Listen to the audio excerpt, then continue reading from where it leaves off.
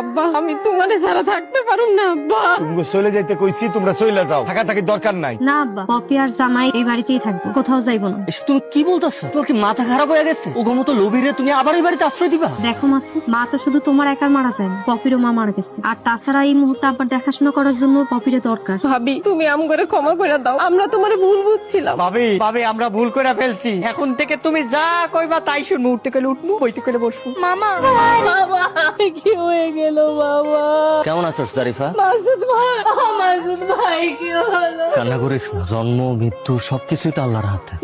মামা গো, আমার মা তোমাদের সঙ্গে অনেক অন্যায় করেছে, অনেক খারাপ ব্যবহার করেছে। আমি মার হয়ে তোমাদের কাছে মাফ চাচ্ছি, তুমি প্লিজ আমাদেরকে মাফ করে দাও। কি বলতেছিস মা? তুই তোর মায়ের হয়ে ক্ষমা চাইতেছিস, আর আমরা তোকে ক্ষমা করবো না? মাসুদ ভাই, মামা তোমাকে মাফ করে দিয়েছে, এবার তুমি আমাকে মাফ করে দাও। তুমি মাফ না করলে আমি আর এক মুহূর্ত এখানে থাকবো না। ভাইয়া এটা কি আমাদের ভাবি?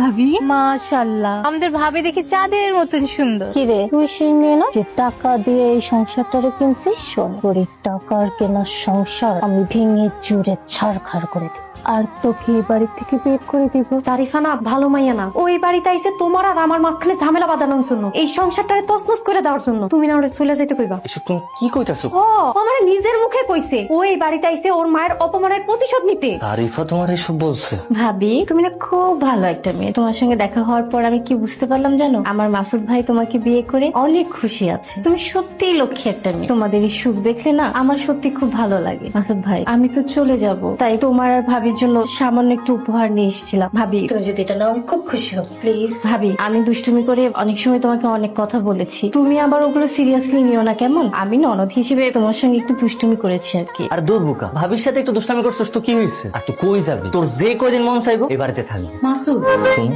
ও তোমার ননদ, ও তোমার সাথে মজা না করলে কে করবো? আর ও যদি মজা করে সেটা যদি তোমার ভালো না লাগে তাহলে তুমি ওর সাথে কথা বলবা না। হ্যাঁ মাসুদ ভাই, তুমি ভাবির সঙ্গে এরকম গরম হয়ে কথা বলো না প্লিজ। ভাবি অনেক ভালো মেয়ে, তার এখানে কোনো দোষ নেই। ভাবি আমি অনেকদিন পরে এই বাড়িতে এসেছি, তো তুমি যদি একটু অনুমতি দিতে আমি ভাইয়াকে নিয়ে একটু মামার ঘরে যেতাম, আমরা ভাই বোনের একটু পার্সোনাল কথাবার্তা বলতাম আর কি। কিছু মনে করার কি আছে? আচ্ছা, শোনো না, তুমি ঘুমায়া পড়ো তো, অনেকদিন পরে আমাকে বাড়িতে আসছে, আমার ওর সাথে অনেক কথা জমা আছে। চল চল। তোমাদের এই বাড়িটা না আমার খুব পছন্দ, আমাকে এরকম একটা বাড়ি কিনে দাও না। আরে বাবা, তোর বাড়ি কেন কিনতে হইব? তুই আসলে আমগো বাড়িতেই থাকবি। কিন্তু আমি তো তোমাদের মেহমান, সবসময় তো এসে থাকতে পারবো না, সেই জন্যই বলছি আমাকে আশেপাশে একটা বাড়ি কিনে দাও, তাহলে সবসময় তোমাদের সঙ্গে দেখা সাক্ষাৎ হলো। তোমাদের এই বাড়িটার দাম আনুমানিক কত হবে? কেন, আমাদের বাড়ি কি তোর পছন্দ নাকি?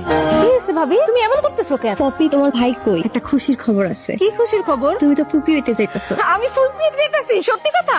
আব্বা তাড়াতাড়ি আসো, তাড়াতাড়ি আসো। কি রে বা, কি হইছে? চিল্লাইতেছিস কেন? আনন্দের একটা খবর আছে, তাড়াতাড়ি মিষ্টি নিয়ে আসো। আনন্দের খবর, মিষ্টি? আমি তো কিছুই বুঝতেছি না। বাড়িতে নতুন মেহমান আসতেছে। মেহমান তো একজন আছেই বাসায়। আরে সেই মেহমানের কথা কই নাই, তুমি দাদা হইতে চাইতাছো। কি কইলি?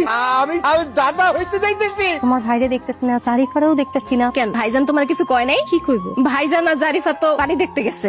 খুশি, কি হয়েছে তোমার? পপি আমার ফোন দিয়ে কইলো তোমার নাকি শরীর খারাপ। কি হয়েছে? তোমার কি শরীরটা বেশি খারাপ? আমরা খুইলা কও। তার আগে তুমি আমারে কও, তুমি আমারে না কয়ে কই গেছিলা? জারিফা একটা জমি কিনবো, ওই জমিটা দেখতে। তা জায়গা খুঁজে পাইছো? আর রাখো তো জমির আলা, তোমার শরীর খারাপ শুনেই তো আমি দৌড়ে চলে আসছি। আচ্ছা এখন কও না, কি হয়েছে তোমার? সেই খুশি সংবাদ শুনেই তো আমি ভাবির জন্য মিষ্টি নিয়ে আসলাম। ভাইয়া তুমি সত্যি করে বলো তো, এত মিষ্টি একটা মেয়ে তুমি কোথা থেকে জোগাড় করলে? সত্যি ভাইয়া তোমাদের সুখ দেখলে না আমি সত্যি অনেক খুশি হয়েছে। আচ্ছা ভাবি এদিকে আসো, এই নাও তোমার জন্য মিষ্টি এনেছি, তুমি মিষ্টি মুখ করো। কি হয়েছে? ননদিনী মনে হয় মিষ্টিতে লবণ দিয়ে নিয়ে আইছে। কি কইতাছো? মিষ্টিতে লবণ মানে? দেখি তো কি তো আছে মিষ্টির মধ্যে, লবণ দিছে কে? পপি পপি, আসলে হয়েছে কি ভাইয়া, আমি মজা করে নিয়ে আসছি, মানে দুষ্টুমি করে। মজা মানে? এটা কোন ধরনের ফাইসলামি? একটা গর্ভবতী মানুষের সাথে মিষ্টিতে লবণ দিয়ে এটা কোন ধরনের মজা?